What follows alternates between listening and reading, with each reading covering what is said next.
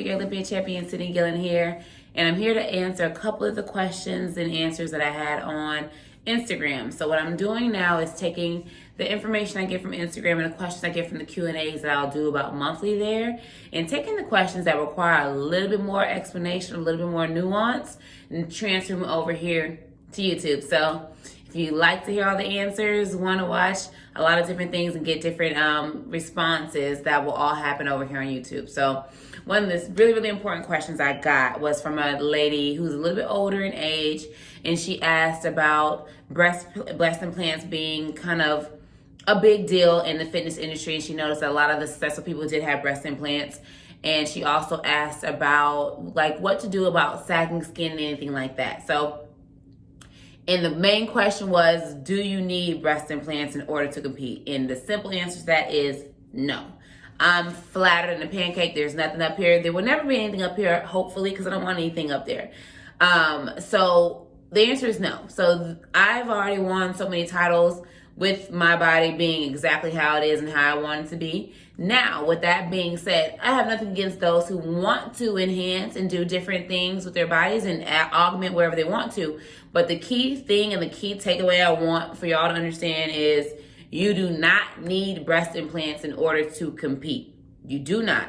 There are plenty of people in every single category who have placed well all the way up to Olympia stage with no breast implants, and that's across the board in almost every category. So that's not necessarily something that's a necessity. Now, if you do want implants, get them because you want them, not because you think it's going to help you on stage, not for any other reason other than you just want them, and that's perfectly fine. But make sure you're not getting them just because you're completing and you think that's going to make you do better. Not necessarily the case. So I want to run through a couple of things of where it can be kind of a negative thing. So more so, and it's depending on the category too. But in general, if the category is based on symmetry, and say you go a little bit too far in the CC range and it's a little bit high and it's a little bit too big on your overall body and it throws off your symmetry, whatever you've done now has negated what the sport is fully about, and that's about that balance for 95% of the categories, excluding wellness and men's physique, okay? Every other category is about balance. So you don't want to create asymmetry and have yourself being top heavy if your bottom and your top need to kind of look similar. So that can be a downfall. Now, when it comes to like your women's bodybuilding and your women's figure and women's physique categories, when your breasts are a little bit too large, what I've noticed is it can detract from your physique, especially depending on how the job was done, where it was done, if there's certain spaces and gaps in different places, if they're spread too far to where it's covering your lats. So that's a really crucial thing, because especially in figure, your back is extremely important. So if I can't see your lats and all I see is boob, I can't really see your shape. And that's going to be a really, really important thing. So when you're thinking about getting all these things done and these bodily changes, always, if you're doing it within the sport, not out in regular life, if you're doing it within the sport, you want to make sure that you're taking into account what you're going to need on stage day. So when your chest gets a little bit larger too, you're also going to have to take into account your posture.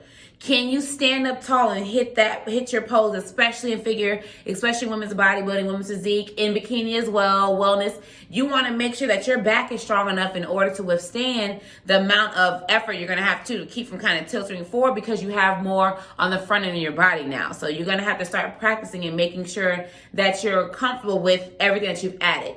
So when my ladies, they come to me after they've had surgery or anything like that, I make sure that we start, as soon as the doctor says it's okay, that we start posing. So you're getting used to your new body and how everything moves and how everything flows, because it makes a difference. Okay, so a lot of the time your chest may be a little bit tighter around certain areas if you are training chest or you're not training chest. It may be tighter in certain areas. You may not be able to twist certain ways, or you may have taken so much time off in order to recover from the surgery that you kind of backtrack a little bit. So always be aware of that. So those are a couple of key factors you want to take into account. Under the muscle, over the muscle, whether you need them or not, whether you really want them for yourself or you want them to just be in the sport. Are they going to throw off your symmetry? How large do you want them? Just ask yourself a bunch of questions that are going to propel you forward in the sport, and kind of just what your goals are. Now, on the flip side of where it can throw off your symmetry and anything like that, it can also create more symmetry. So if you're a smaller frame girl who doesn't have any curves pretty much anywhere, or they've grown their glutes and you now want something to match up top, if your chest now matches your glutes, that does create that amount of symmetry. So again, it's person dependent. You decide what you want, but also have somebody there who's going to be objective and allow you to see kind of what your stage look will look like. Because what you see in the person at the doctor's office will not necessarily be what you see on stage. You won't know if your chest flexes while you're on stage until you're on stage and you're doing the posing after the surgery is already done. So you want to take all those things into account when you're making your decision.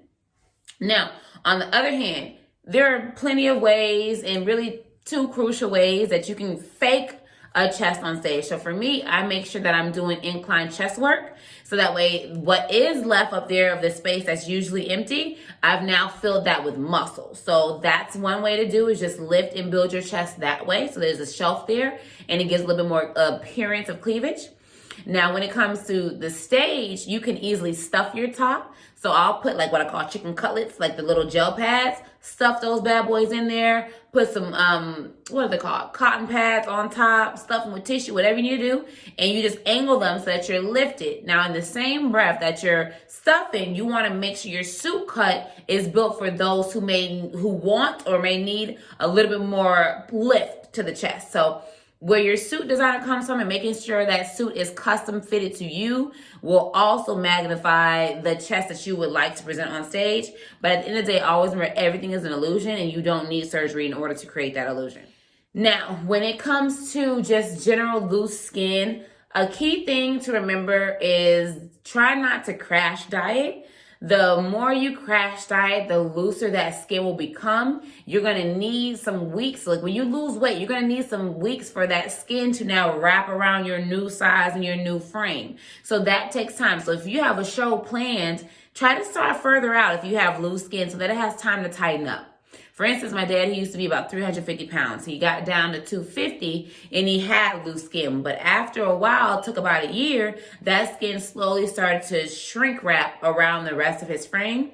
So it's really just about time, and also about genetics too. That's going to play a factor in terms of how much your skin will bounce back and when. And he lost that 100 pounds when he was in his mid 50s. So he was still a little bit older. And so that can kind of give you a testament to what can happen depending on what your background is.